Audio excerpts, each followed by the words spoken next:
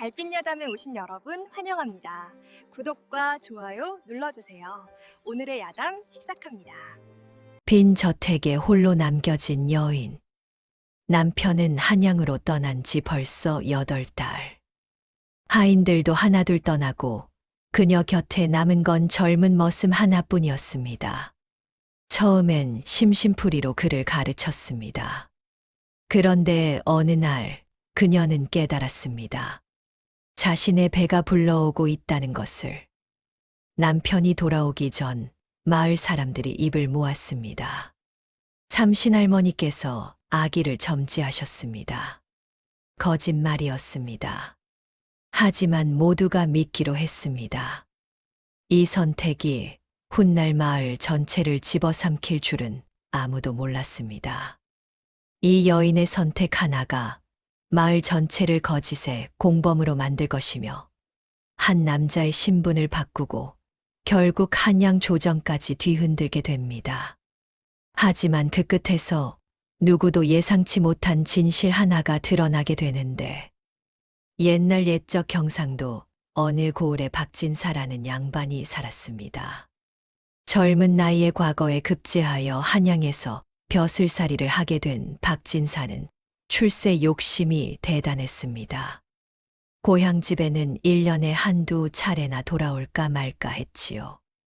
그 집 안주인 박씨 부인은 나이 30이 넘도록 슬하에 자식이 없었습니다.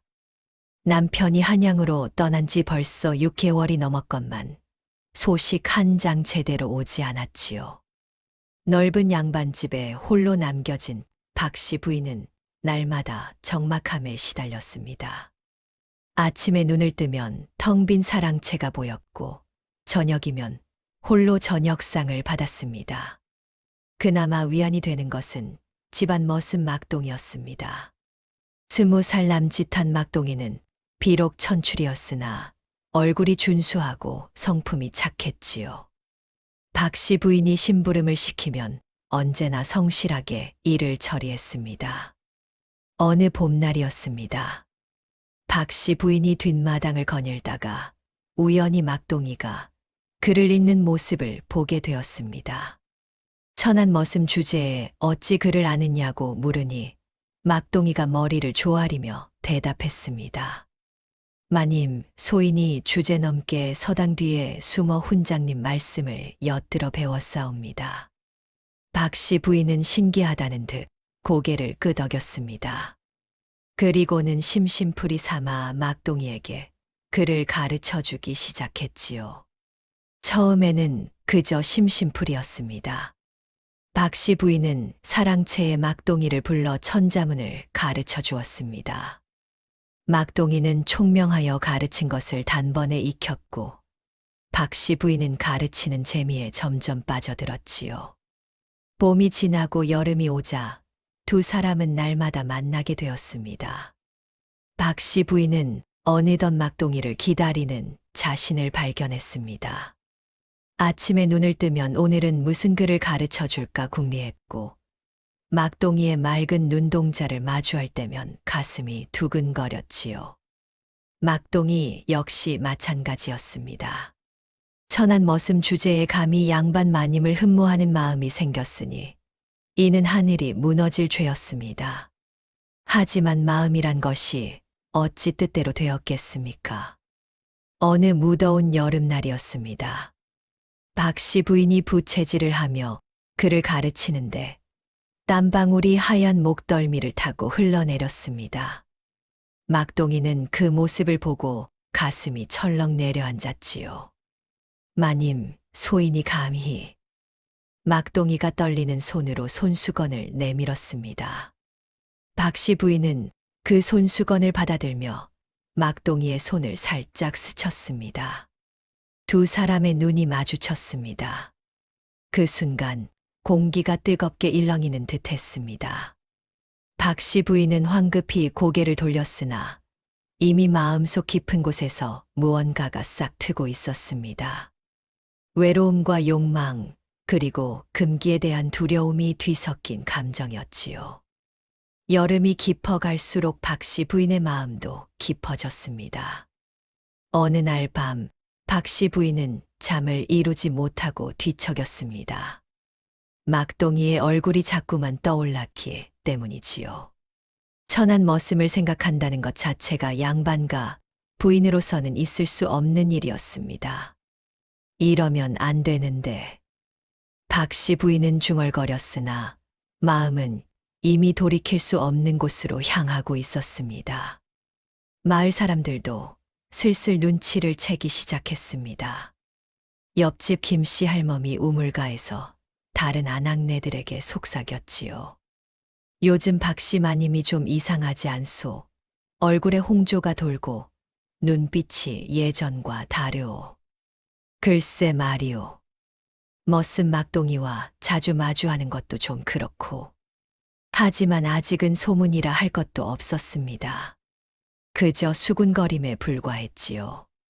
그러던 어느 날 박씨 부인이 안채에서 비틀거리며 나왔습니다. 안색이 창백하고 속이 메스꺼운 듯했습니다. 하인이 급히 물을 떠왔으나 박씨 부인은 그것마저 삼키지 못했지요. 마님, 괜찮으시옵니까? 아무것도 아니다. 그저 여름 더위 때문이겠지. 하지만 박씨 부인의 마음 한구석에는 불길한 예감이 스쳤습니다. 가을이 오고 서늘한 바람이 불기 시작했습니다. 박씨 부인의 몸은 날로 이상해졌습니다. 아침마다 속이 뒤틀리고 평소 좋아하던 음식도 입에 대지 못했지요. 무엇보다 달거리가 2달째 끊어졌습니다. 박씨 부인은 더 이상 부인할 수 없었습니다. 몸에 태기가 있다는 것을 말이지요. 이를 어찌하면 좋단 말인가. 박씨 부인은 밤마다 눈물을 흘렸습니다. 남편 박진사가 한양으로 떠난 지 벌써 8달이 넘었으니 이 아이가 누구의 씨인지는 불을 보듯 뻔했습니다. 결국 박씨 부인은 막동이를 불렀습니다. 달빛만이 환한 사랑채에서 2 사람이 마주 앉았지요. 막동아, 내게 태기가 있는 것 같구나. 막동이의 얼굴이 흙빛으로 변했습니다. 마님, 그게 정말이옵니까? 내 몸이니 내가 모르겠느냐? 이미 3달은 된 듯하다. 막동이는 털썩 무릎을 꿇었습니다. 소인이 죽을 죄를 지었사옵니다. 차라리 이 목숨을 끊는 것이. 그때 박씨 부인이 막동이의 손을 꽉 잡았습니다. 그대가 죽으면 나는 어찌하란 말이냐? 이 아이는 그대의 핏줄이기도 하지 않느냐? 막동이의 눈에서 눈물이 주르르 흘러내렸습니다. 하오나 마님, 진사 나리께서 돌아오시면 우리는. 바로 그 순간이었습니다. 대문 밖에서 급한 발소리가 들려왔습니다. 하인 하나가 숨을 헐떡이며 달려 들어왔지요. 마님, 큰일 났사옵니다. 무슨 일이냐? 진사 나리께서 내일 당도하신다는 전갈이 왔사옵니다. 박씨 부인과 막동이는 혼이 빠진 듯 서로를 바라보았습니다. 달빛마저 차갑게 식어버린 듯 했지요. 그날 밤 박씨 부인과 막동이는 잠을 이루지 못했습니다. 박씨 부인은 안채에서 이리저리 서성이며 궁리했습니다. 도망칠까 아니면 사실대로 고백할까. 하지만 어느 쪽도 답이 될 수 없었지요. 도망치면 평생 도망자로 살아야 하고 사실대로 고백하면 간통죄로 둘 다 죽임을 당할 것이었습니다. 조선의 법도가 얼마나 엄했습니까? 막동이는 사랑채 마루에 엎드려 하늘을 올려다보았습니다. 차라리 소인 혼자 죽사옵니다. 마님만은 살려주소서. 그는 허리춤에 작은 칼을 만지작거렸습니다. 바로 그때였습니다. 어둠 속에서 누군가의 목소리가 들려왔지요. 막동이, 잠깐 이리 오너라. 깜짝 놀라 돌아보니 옆집 김씨 할멈이 서 있었습니다. 달빛에 비친 할멈의 얼굴은 묘하게 환했습니다. 할멈, 어인일로. 쉿, 조용히 해라. 네, 다 알고 있다. 막동이의 얼굴이 새하얗게 질렸습니다. 할멈, 그게. 김씨 할멈이 막동이의 어깨를 탁 쳤습니다. 걱정 마라. 네, 도와주마.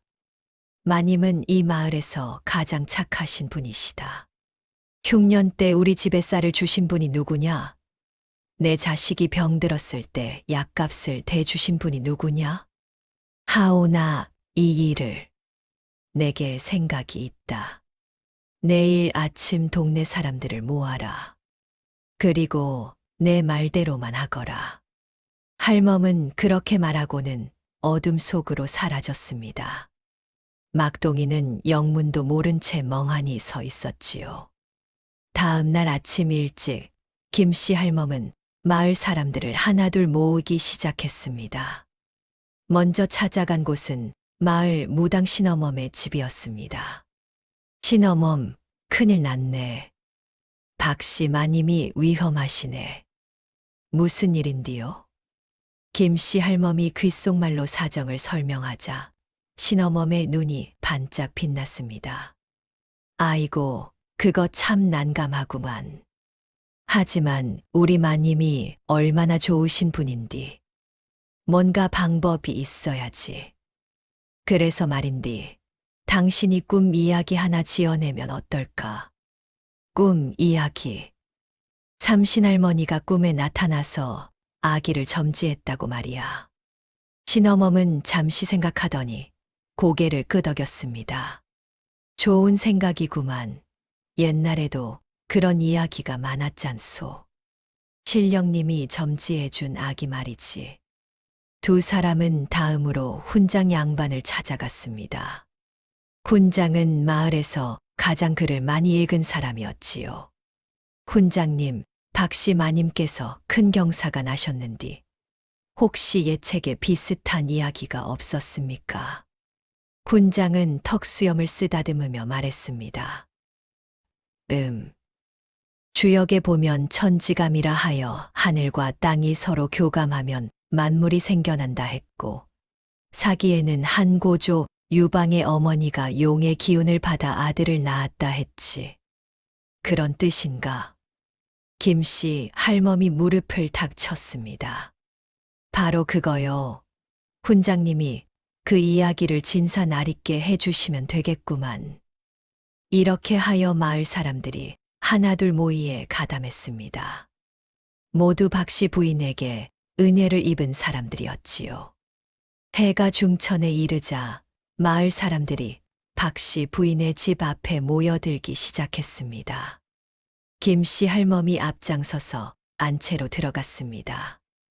박씨 부인은 창백한 얼굴로 방구석에 웅크리고 앉아 있었지요. 마님, 소문 다 들었습니다. 박씨 부인이 깜짝 놀라 고개를 들었습니다. 할멈, 그게 걱정 마시옵소서, 마님. 우리 마을 사람들이 다 마님 편이옵니다. 그 말에 박씨 부인은 어리둥절했습니다. 할멈이 부인의 손을 꼭 잡으며 말을 이었습니다. 마님, 마님께서 이 마을을 위해 하신 일이 얼마나 많으십니까?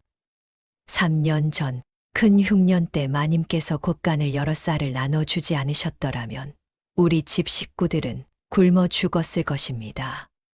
밖에서 다른 아낙네의 목소리가 들려왔습니다. 맞습니다, 마님.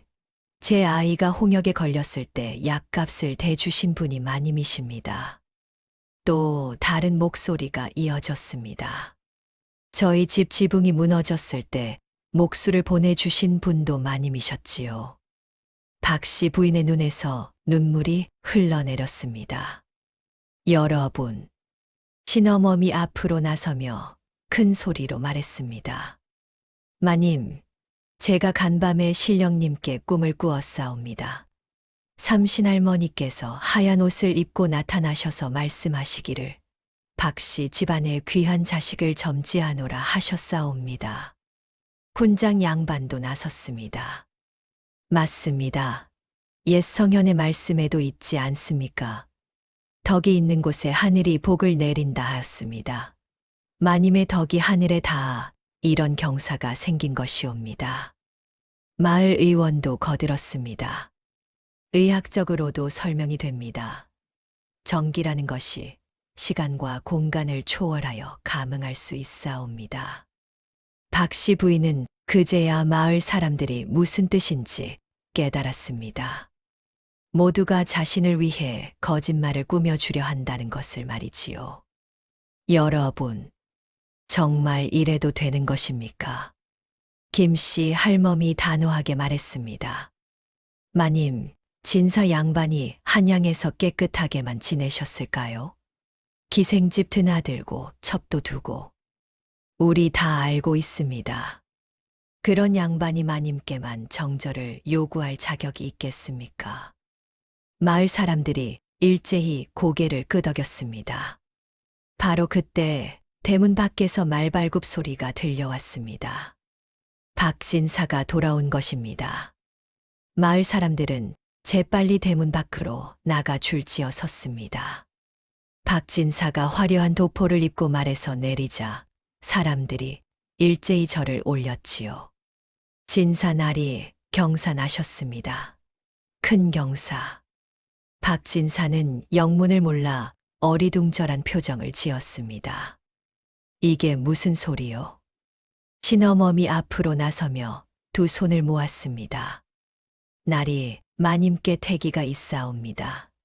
그것도 아드님이실 것이옵니다. 박진사의 얼굴이 굳어졌습니다. 뭐라고? 그는 황급히 안채로 뛰어들어갔습니다. 박씨 부인이 방문을 열고 나오자 박진사가 낮은 목소리로 물었습니다. 이게 대체 무슨 일이오? 내가 떠난 지 8달이 넘었는데. 박씨 부인은 입술을 깨물며 아무 말도 하지 못했습니다. 바로 그때 신어멈이 안채로 들어와 두 손을 치켜들며 외쳤습니다. 날이, 이는 삼신할머니의 조하옵니다. 제가 꿈에. 닥쳐. 박진사가 버럭 소리를 질렀습니다. 무슨 허황된 소리를. 이 세상에 신령이 씨를 준다는 법이 어디 있단 말이오. 군장 양반이 조심스럽게 다가왔습니다. 진사 양반, 노하지 마시고 들어보시옵소서. 주역에도. 주역은 무슨 주역? 이건 명백한. 박진사는 말을 잇지 못하고 이를 갈았습니다.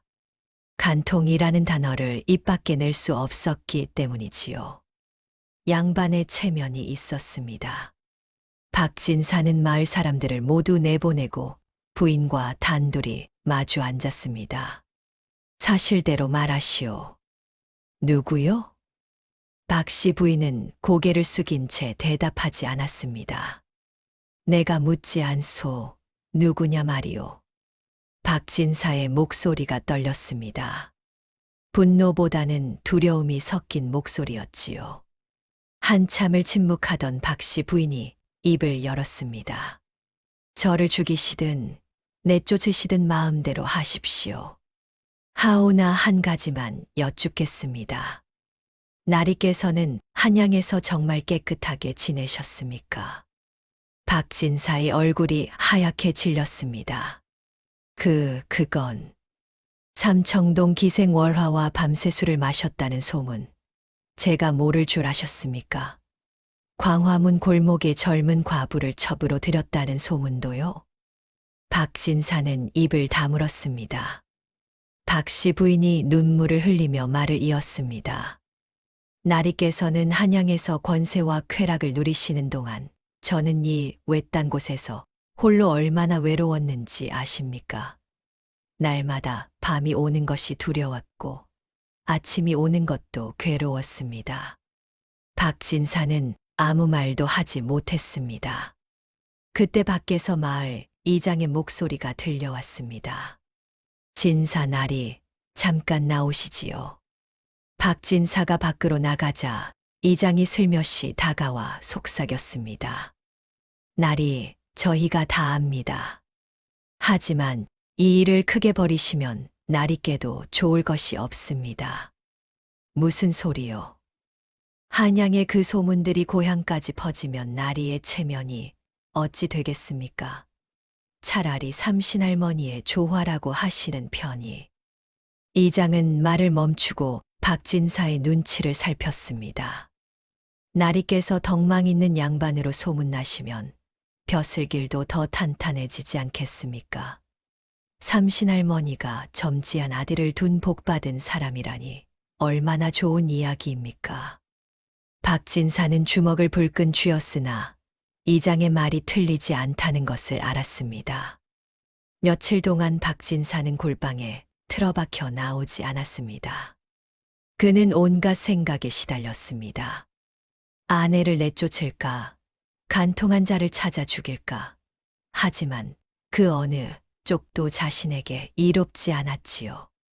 아내를 내쫓으면 30년 넘게 쌓아온 덕망 있는 선비라는 명성이 무너질 것입니다. 간통 사건이 알려지면 한양의 동료들 사이에서 웃음거리가 될 것이고요. 그러던 어느 날 밤 박진사는 결심을 굳혔습니다. 다음 날 아침 그는 마을 사람들을 모두 모아놓고 선포했습니다. 과연 하늘의 뜻이 신묘하도다. 내 아내에게 태기가 있으니 이는 우리 박씨 가문의 덕망이 하늘에 닿아 삼신할머니께서 내려주신 복이로다.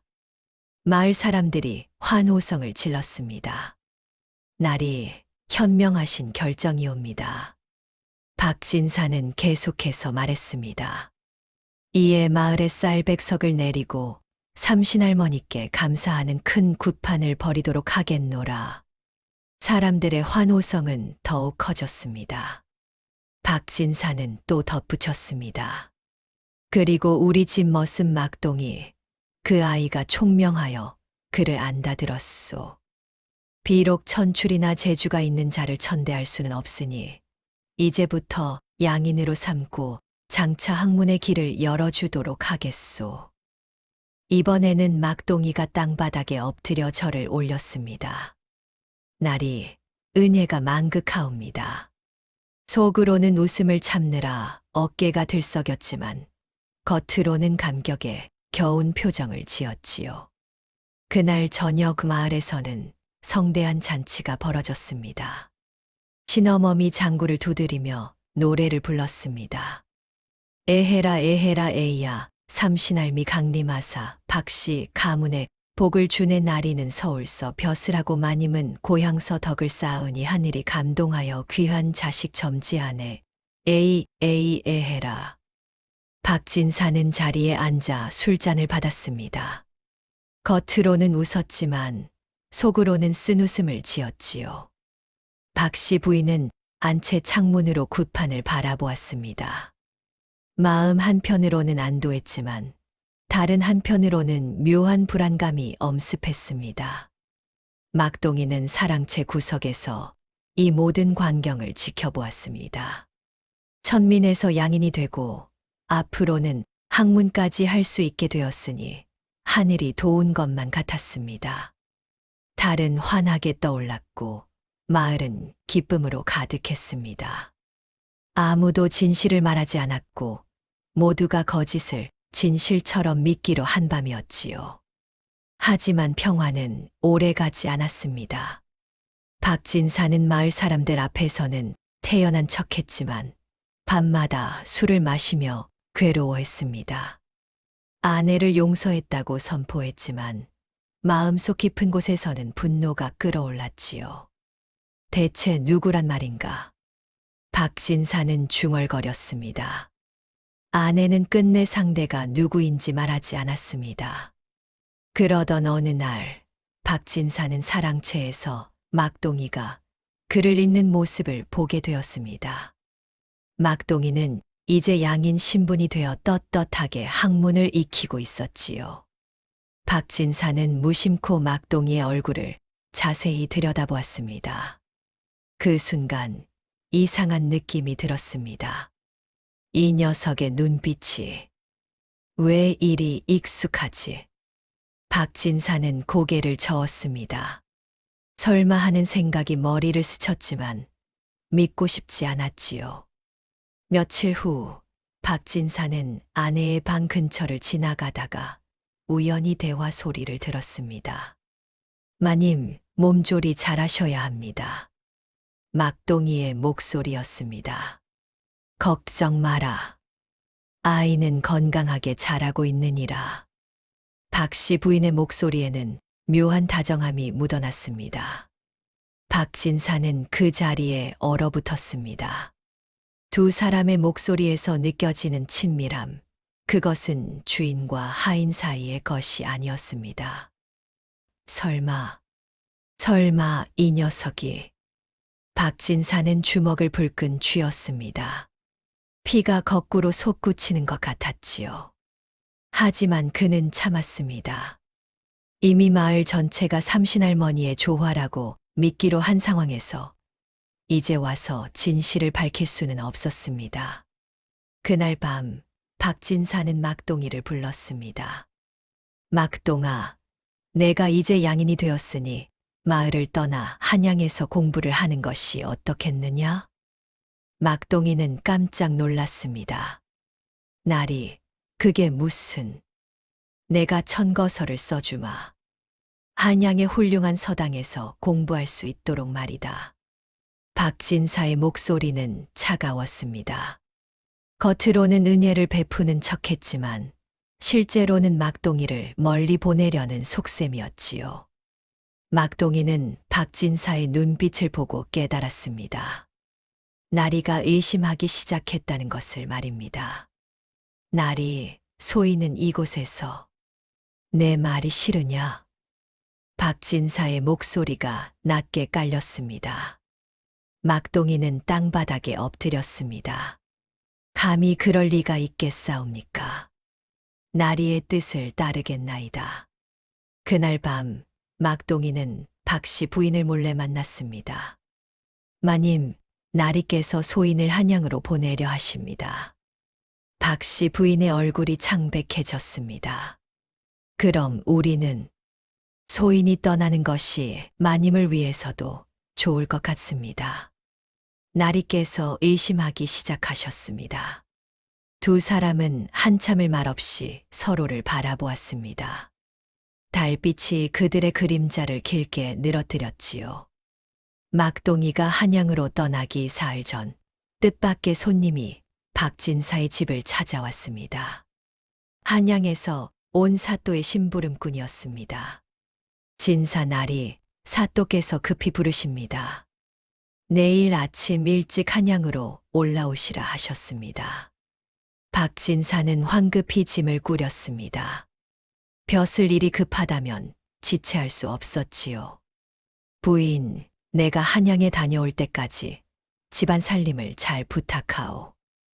예, 나리. 조심히 다녀오십시오. 박진사가 떠난 그날 밤이었습니다. 갑자기 대문을 두드리는 소리가 요란하게 들렸습니다. 한밤중에 누가 찾아왔는지 하인이 문을 열자 낯선 사내 하나가 비틀거리며 들어왔습니다. 박진사 댁이 여기 맞소. 사내는 술에 잔뜩 취해 있었습니다. 누구시오? 나는 박진사의 친구요. 한양에서 같이 지내던. 크크. 사내는 헛웃음을 터뜨렸습니다. 박씨 부인이 나와 보니 사내의 눈빛이 심상치 않았습니다. 당신이 박진사의 부인이요? 그렇소만 무슨 일로? 허허, 재미있는 일이 벌어졌다고 들었소. 삼신할머니가 아이를 점지했다고? 사내의 목소리에 비웃음이 섞여 있었습니다. 한양에서는 모두들 웃고 있소. 박진사가 바보 취급을 당하고 있다오. 아내가 바람을 피웠는데 삼신할머니 타령을 한다고 말이오. 박씨 부인의 얼굴이 하얗게 질렸습니다. 사내는 계속해서 떠들어댔습니다. 박진사 그 자가 한양에서 기생첩을 두고 놀아나면서 자기 아내는 정절을 지킬 줄 알았던 모양이지. 허허허. 지금 당장 나가시오. 박씨 부인이 소리쳤으나 사내는 비틀거리며 마당을 어지럽혔습니다. 바로 그때 막동이가 달려왔습니다. 감히 누구시기에 한밤중에 이 난리요. 막동이가 사내를 붙잡자 사내가 막동이를 쳐다보았습니다. 오호, 이 녀석이 바로 그 유명한 머슴이로구나. 양인으로 신분 상승까지 했다며 사내는 막동이의 멱살을 잡았습니다. 내 놈이 주인 마님과 정을 통한 거냐? 응.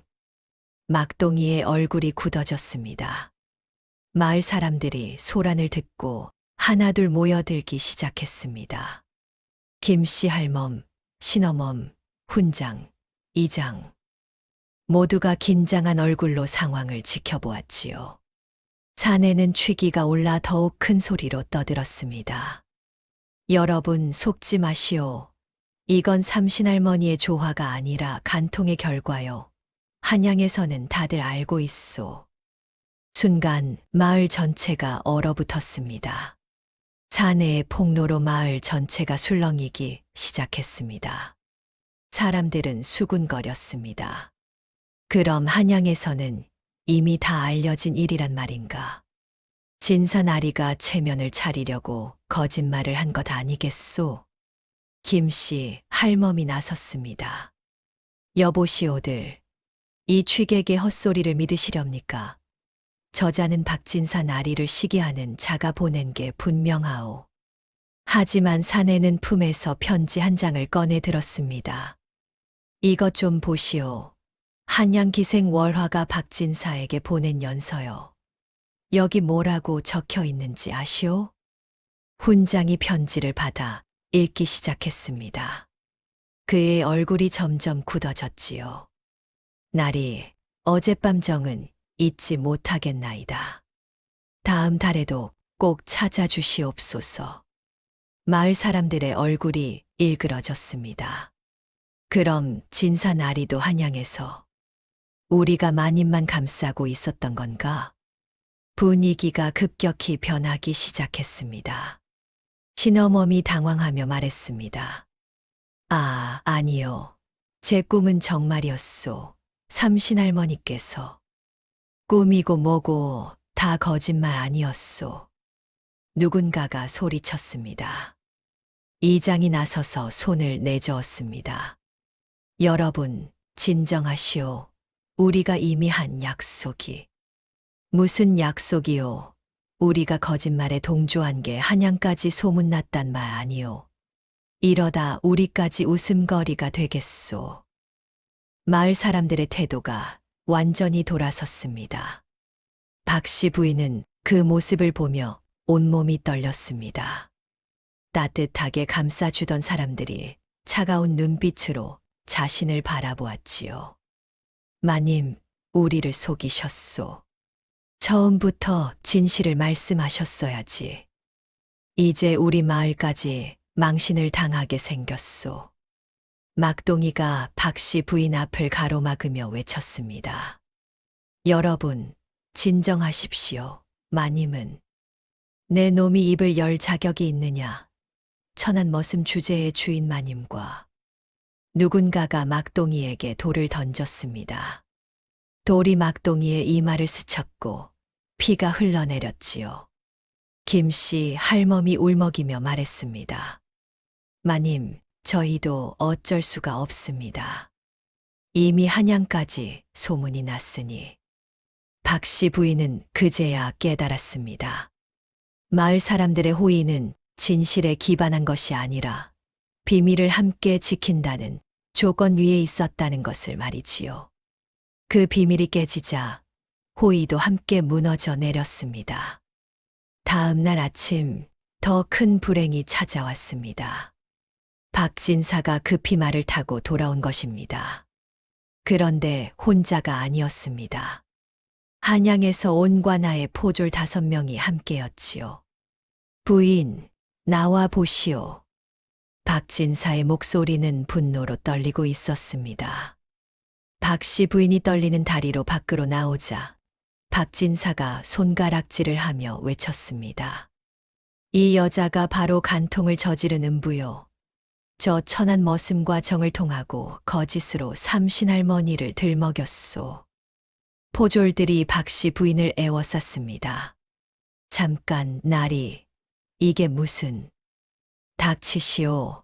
한양의 사또께서 이미 다 아시오. 양반가의 음행을 바로잡으라는 명을 받고 왔소.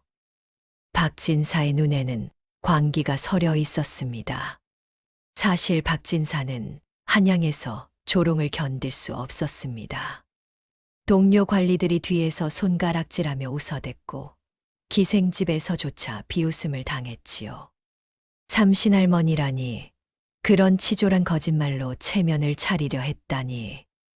박진사는 모든 분노를 아내에게 쏟아부었습니다. 포졸 하나가 나섰습니다. 박씨 부인 순순히 따라오시오. 사또께서 친히 국문하실 것이오. 나리 제발. 박씨 부인이 애원했으나 박진사는 고개를 돌렸습니다. 바로 그때 포졸들이 막동이도 붙잡았습니다. 이놈이 간통한 상대냐? 그렇소. 천한 머슴 주제에 감히 주인 마님과. 막동이는 저항하려 했으나 포졸들에게 제압당했습니다. 마을 사람들은 멀찍이 서서 지켜만 볼 뿐 아무도 나서지 않았습니다. 어제까지 박씨 부인을 감싸주던 사람들이 이제는 차가운 방관자가 되어버렸지요. 김씨 할멈만이 조심스럽게 다가와 속삭였습니다. 마님, 죄송합니다. 저희도. 됐습니다, 할멈. 이해합니다. 박씨 부인은 쓸쓸하게 웃었습니다. 포졸들이 박씨 부인과 막동이의 손에 포승줄을 묶었습니다. 두 사람은 끌려가며 마지막으로 서로를 바라보았지요. 그때 박진사가 차갑게 말했습니다. 사또께서 말씀하시길 간통죄는 참형에 처한다 하셨소. 각오하시오. 박씨 부인의 얼굴이 새하얗게 질렸습니다. 막동이가 소리쳤습니다. 나리, 모든 죄는 소인에게 있습니다. 마님은 소인이 꿰어낸 것이니 마님만은. 닥쳐. 내 놈도 똑같이 죽을 것이다. 포졸들이 두 사람을 술에 태웠습니다. 마을 사람들은 고개를 숙인 채 아무 말도 하지 못했습니다. 수레가 움직이기 시작했습니다. 박씨 부인은 배 속의 아이를 감싸며 눈물을 흘렸지요. 한양관아의 옥에 갇힌 박씨 부인과 막동이는 각각 다른 감방에 갇혔습니다. 사흘 후 사또의 신문이 시작되었습니다. 박씨 부인, 내가 천한 머슴과 정을 통한 것이 사실이냐? 예, 사또 나리. 모두 제 잘못이옵니다. 그렇다면 뱃속의 아이도. 예, 그 아이의 씨입니다. 사또는 고개를 저었습니다. 양반가의 부인이 어찌 그럴 수가 있느냐. 마을 사람들까지 속여 삼신할머니의 조화라 거짓말을 꾸몄다니. 그 죄가 가볍지 않도다. 박씨 부인은 고개를 숙였습니다. 이어서 막동이가 끌려왔습니다. 이미 매를 맞아 온몸이 상처투성이었지요. 내 놈, 천한 주제에 감히 주인 마님과 간통했느냐? 사또 나리, 모든 것은 소인의 잘못이옵니다. 마님께서는 외로움에 시달리셨을 뿐 소인이 꿰어낸 것이옵니다. 거짓말 마라. 양반 부인이 천민의 꿰매 넘어갈 리 없느니라. 사또는 판결을 내렸습니다. 박씨 부인은 간통죄로 차명에 처하고 머슴 막동이는 능지처참에 처한다. 단 박씨 부인이 아이를 낳은 후에 형을 집행하도록 하라. 두 사람은 절망에 빠졌습니다. 그날 밤 옥중에서 박씨 부인은 배를 움켜잡으며 신음했습니다. 아가야, 미안하구나. 내가 이 세상에 태어나기도 전에 어미는 죽어야 하는구나. 옆 한방에서는 막동이가 벽을 두드렸습니다. 마님, 마님. 막동아. 마님, 제가 끝까지 혼자 죄를 뒤집어 쓰겠습니다.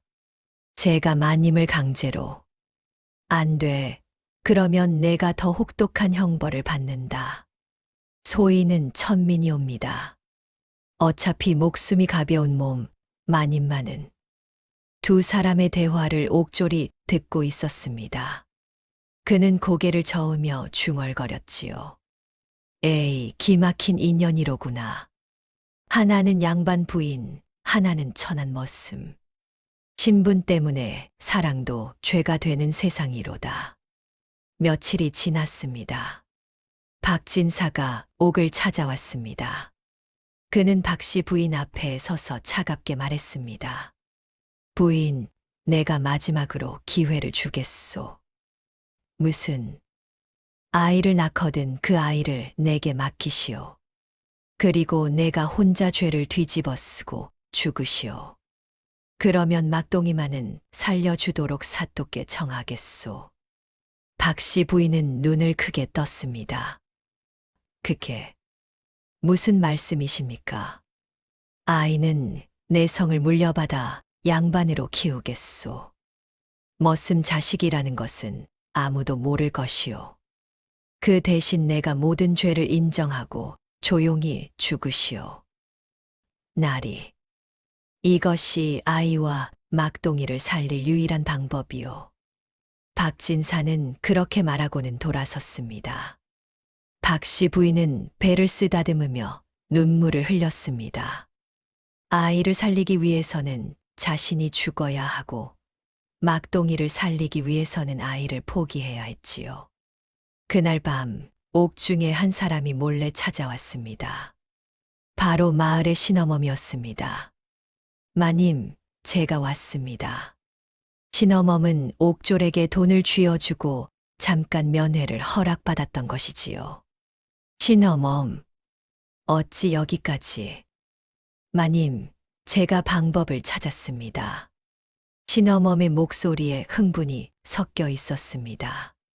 제가 한양의 큰 무당을 찾아갔습니다. 그분이 사또께 신내림을 보여드리면 마님의 일이 정말 삼신할머니의 뜻이었다고 증명할 수 있다 하셨습니다. 박씨 부인은 고개를 저었습니다. 신어멈, 이제 그만하십시오. 거짓말로는 더 이상. 거짓말이 아닙니다. 제가 정말로 신령님을 모셔올 수 있습니다. 신어멈은 간절했습니다. 자신이 꾸민 거짓말 때문에 박씨 부인이 죽게 되었다는 죄책감이 그녀를 짓눌렀던 것이지요.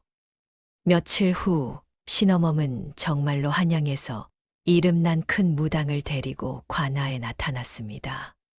사또 나리, 제가 삼신할머니를 모셔와 진실을 밝히겠나이다. 사또는 코웃음을 쳤습니다. 허튼 소리 말고 물러가거라. 나리, 잠깐만 기회를 주십시오. 만약 제가 거짓을 말한다면 저도 벌을 받겠나이다. 결국 사또는 구경거리 삼아 허락했습니다. 큰 무당이 구판을 벌이기 시작했습니다. 장구를 치고 방울을 흔들며 춤을 추었지요. 삼신할머니 강림하시어 진실을 밝혀주소서.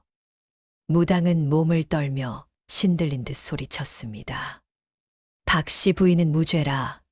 이는 하늘이 정한 인연이로다. 구경하던 사람들이 웅성거렸습니다. 하지만 사또는 냉소를 지었습니다. 허튼 굿으로 법을 어지럽히려 하느냐. 사또가 손을 들자 포졸들이 무당과 신어멈을 끌어냈습니다. 이 무당과 신어멈을 옥에 가두어라. 관아를 속이려 한 죄로 곤장 30대를 쳐라.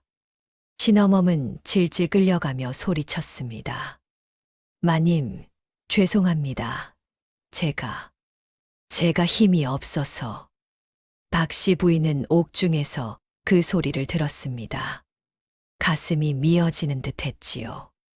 선의로 시작된 거짓말이 이제는 더 많은 사람들을 고통 속으로 끌어들이고 있었습니다. 그날 밤 박씨 부인은 결심을 굳혔습니다. 더 이상 다른 사람들을 고통받게 할 수는 없구나. 그녀는 박진사의 제안을 받아들이기로 했습니다. 자신이 모든 죄를 뒤집어 쓰고 죽는 대신 아이와 막동이를 살리기로 말이지요. 그로부터 석 달이 흘렀습니다. 박 씨 부인의 배는 점점 불러왔고 아이가 태어날 날도 얼마 남지 않았습니다. 어느 추운 겨울밤 박 씨 부인은 옥중에서 진통을 시작했습니다. 아파. 옥졸이 급히 산파를 불렀습니다. 차디찬 옥방에서 박 씨 부인은 온몸을 떨며 아이를 낳기 위해 애를 썼지요. 마님, 힘을 내십시오. 산파가 격려했으나 박 씨 부인의 몸은 이미 지칠 대로 지쳐 있었습니다. 석 달 동안 제대로 먹지도 못하고 누운 자리만 지켰으니 기력이 남아있을 리 없었습니다. 박 씨 부인의 비명이 옥중에 울려 퍼졌습니다. 옆 간방의 막동이가 벽을 두드리며 소리쳤습니다. 마님, 마님. 하지만 대답은 없었습니다. 오직 산파의 다급한 목소리만 들렸지요. 마님, 조금만 더 힘을 내십시오. 아이가 나오고 있습니다. 한밤중이 지나고 동이틀 무렵 마침내 아기의 울음소리가 들렸습니다. 응애, 응애. 아드님입니다. 건강한 사내아이십니다. 하지만 기쁨도 잠시 박 씨 부인은 힘이 다해 축 늘어졌습니다. 마님, 마님. 산파가 황급히 박 씨 부인을 흔들었으나 그녀는 의식을 잃은 상태였습니다. 이 소식을 들은 박진사가 급히 옥으로 달려왔습니다. 아이는 무사하냐? 예, 나리. 건강한 아드님이십니다.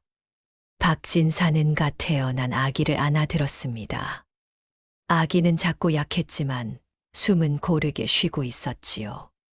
이 아이는 내가 데려가겠다. 박씨 가문의 적자로 키우도록 하겠노라. 산파가 조심스럽게 물었습니다. 나리, 그럼 마님은?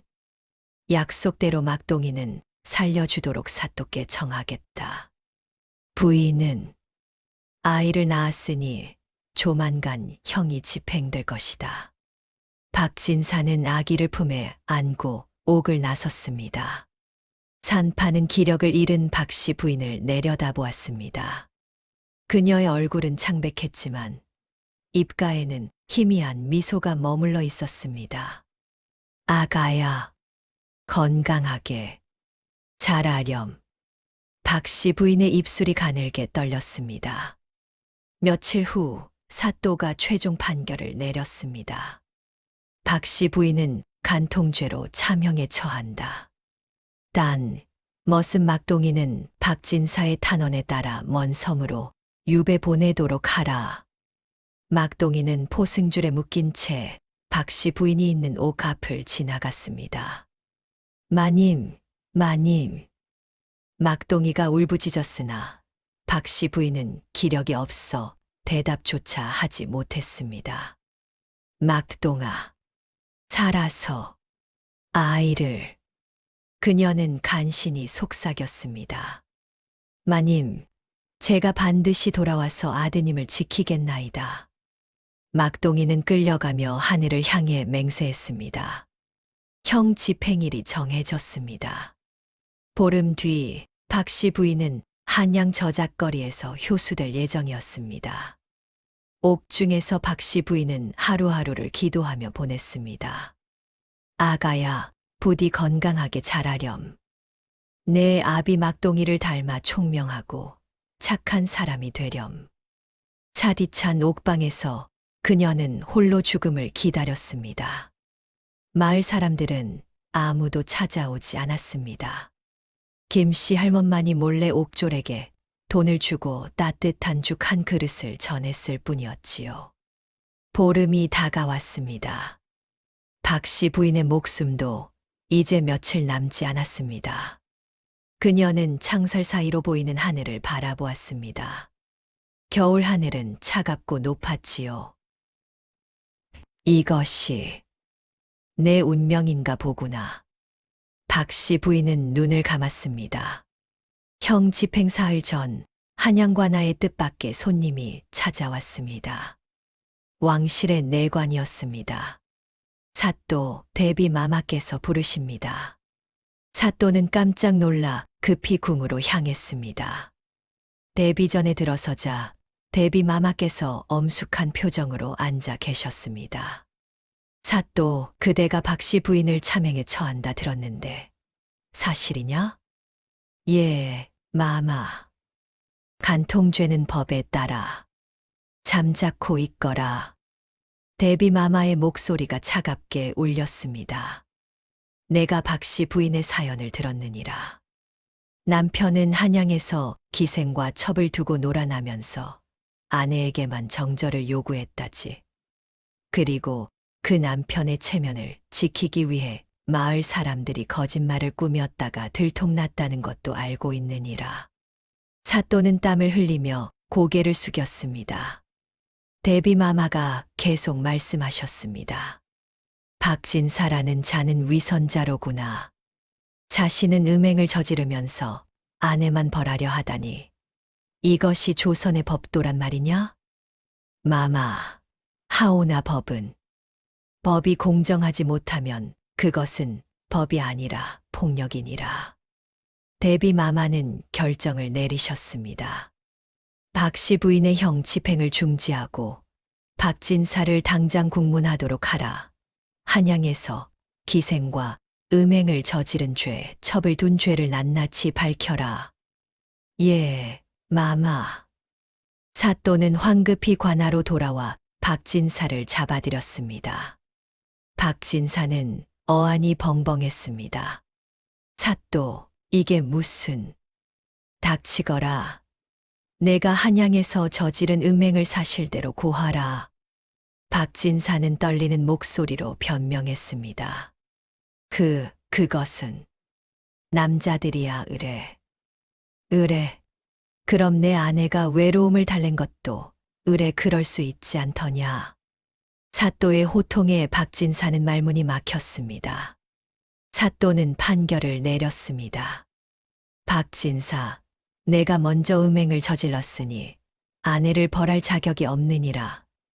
박씨 부인은 석방하고 너는 벼슬을 박탈당하고 고향으로 쫓겨가도록 하라. 박진사는 그 자리에 주저앉았습니다. 사또, 제발 물러가거라. 이 소식을 들은 옥중의 박씨 부인은 믿을 수 없었습니다.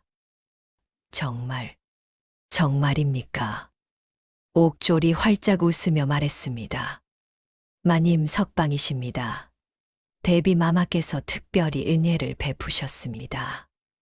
박씨 부인은 그 자리에 털썩 주저앉아 눈물을 흘렸습니다. 고맙습니다. 정말 고맙습니다. 그런데 옥졸이 덧붙였습니다. 마님, 사실은 대비 마마께 마님의 사연을 고한 사람이 따로 있습니다. 누구입니까? 신어멈이라는 무당이옵니다. 그분이 곤장을 맞고도 포기하지 않고 몰래 궁녀를 찾아가 마님의 억울함을 호소했다 합니다. 그 궁녀가 대비 마마의 측근이었던 것이지요. 박씨 부인은 가슴이 뭉클했습니다. 신어멈이 거짓말로 시작된 일이었지만 신어멈의 진심 어린 노력이 마침내 진실을 밝혀낸 것이었습니다. 박씨 부인은 옥문을 나서며 햇빛을 마주했습니다. 차가운 겨울 햇살이었지만 그 어느 때보다 따뜻하게 느껴졌지요. 이제 내 아이를 찾아야 한다. 박씨 부인은 박진사의 집으로 향했습니다. 박씨 부인이 박진사의 집에 도착했을 때 집안은 난장판이 되어 있었습니다. 박진사는 벼슬을 잃고 체면도 잃어 술독에 빠져 살고 있었습니다. 아이는 어디 있습니까? 박씨 부인이 물었으나 박진사는 술에 취해 헛소리만 늘어놓았습니다. 다 내 때문이다. 다 내 때문에 내 인생이 망했어. 박 씨 부인은 집안을 뒤져 아기를 찾았습니다. 사랑채 구석진 방에서 아기가 울고 있었습니다. 아가야. 박 씨 부인은 아기를 품에 안았습니다. 아기는 제대로 돌봄을 받지 못해 야위어 있었지만 다행히 건강했지요. 어미가 왔단다. 이제 괜찮아. 그때 박진사가 비틀거리며 방으로 들어왔습니다. 그 아이를, 그 천한 머슴의 자식을 데려가려고? 이 아이는 제 자식입니다. 데려가거라. 나는 그런 더러운 피는 필요 없다. 박 씨 부인은 아기를 안고 집을 나섰습니다. 대문을 나서는 그녀를 마을 사람들이 기다리고 있었습니다. 김씨 할멈, 신어멈, 훈장, 이장. 모두가 부끄러운 얼굴로 서 있었지요. 마님. 김씨 할멈이 먼저 무릎을 꿇었습니다. 저희가 잘못했습니다. 마님을 끝까지 지켜드리지 못하고. 신어멈도 눈물을 흘리며 절을 올렸습니다. 마님, 용서해 주십시오. 제가 궁녀를 찾아간 것도 속죄하는 마음이었습니다. 박 씨 부인은 그들을 일으켜 세웠습니다. 여러분, 고개를 드십시오. 여러분이 없었다면 저는 진작에 죽었을 것입니다. 훈장이 말했습니다. 마님, 저희가 처음부터 끝까지 함께하지 못한 것이 부끄럽습니다.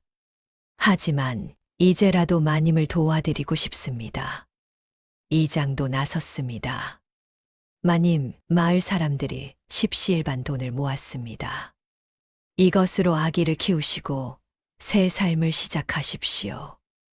마을 사람들은 주머니에서 돈을 꺼내 박 씨 부인께 건넸습니다. 많지는 않았지만 진심이 담긴 돈이었지요. 박 씨 부인은 눈물을 흘렸습니다. 여러분, 정말 고맙습니다. 그때 멀리서 말발굽 소리가 들렸습니다.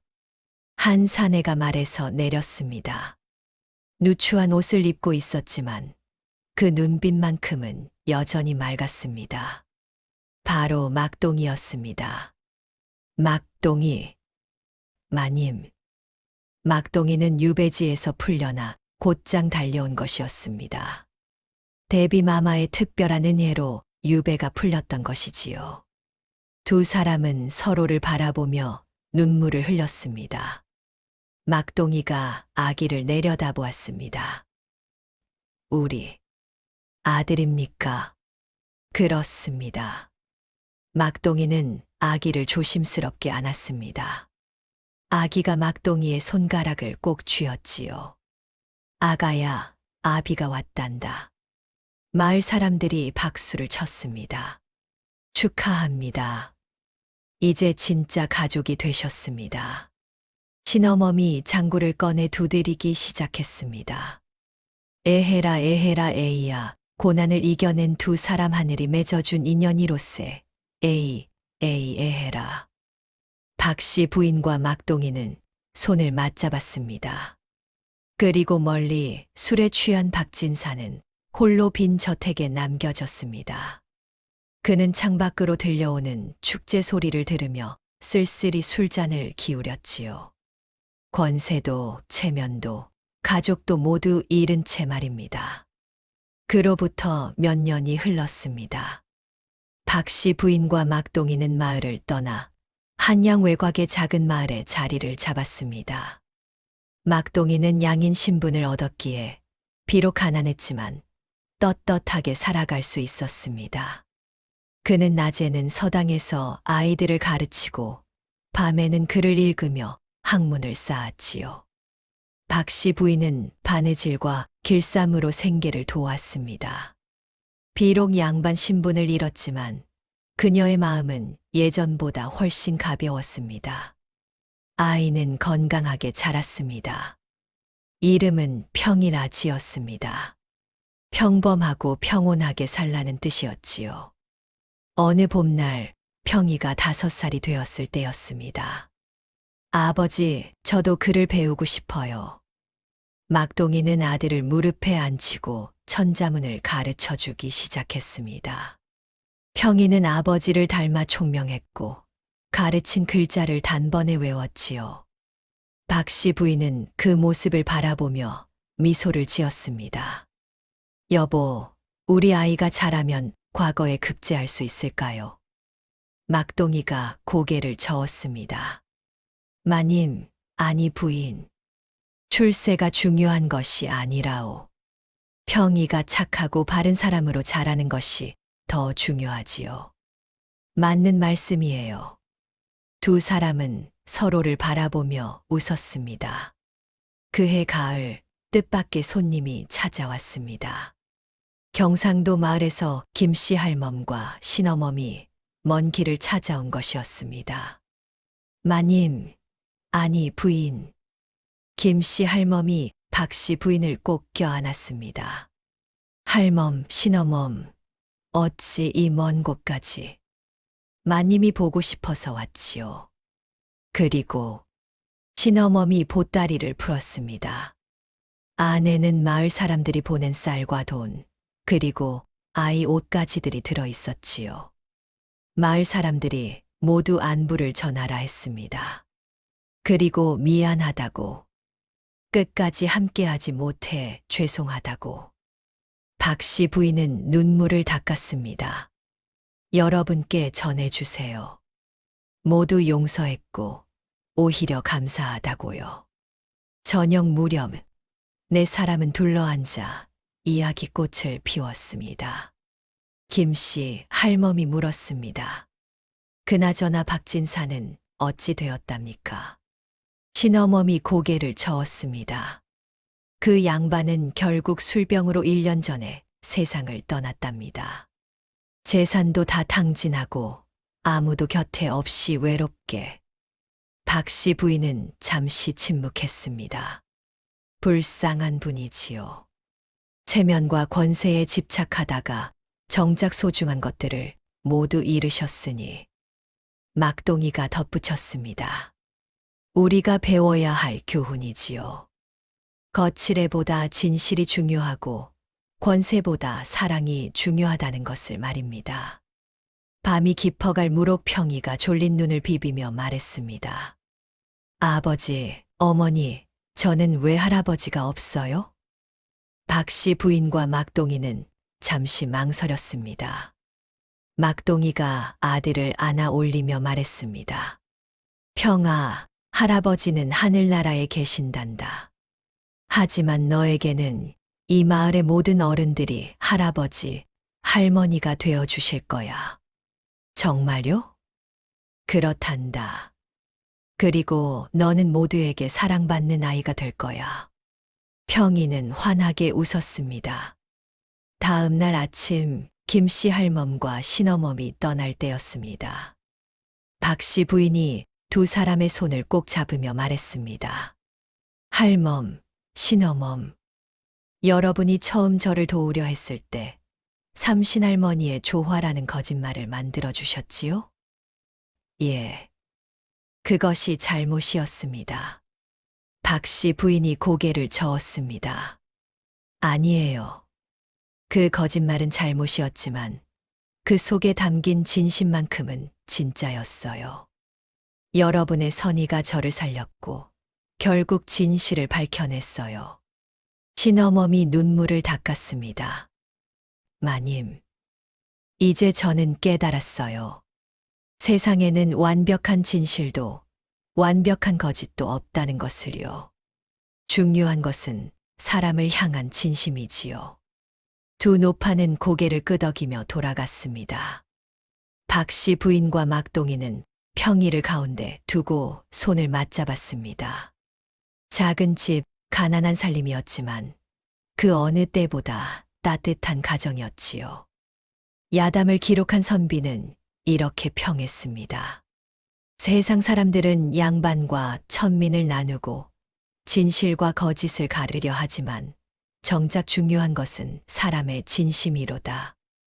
박 씨 부인과 막동이는 신분의 벽을 넘어 사랑했고, 마을 사람들은 거짓말로 시작했으나 진심으로 끝을 맺었도다. 삼신할머니의 조화는 없었으나 사람의 마음이 만들어낸 조화는 있었느니라. 옛말에 이런 말이 있습니다. 진심이 통하면 하늘도 감동한다고 말이지요. 박 씨 부인과 막동이의 이야기는 바로 그런 이야기였습니다. 비록 시작은 거짓이었으나 사람들의 진심이 모여 결국 진실을 이겨냈고 사랑하는 두 사람이 함께할 수 있게 되었으니 이 또한 하나의 기적이 아니겠습니까? 세상은 여전히 불공평하고 신분의 벽은 높지만 그럼에도 불구하고 진심과 용기가 있다면 자신의 운명을 바꿀 수 있다는 교훈을 이 이야기는 우리에게 전해주고 있습니다. 다음 다녀오겠습니다. 영상을 빠르게 만나보시려면 좋아요와 구독을 눌러주세요. 그럼 더 재미있는 영상으로 찾아뵙겠습니다. 모두 행복한 하루 보내세요.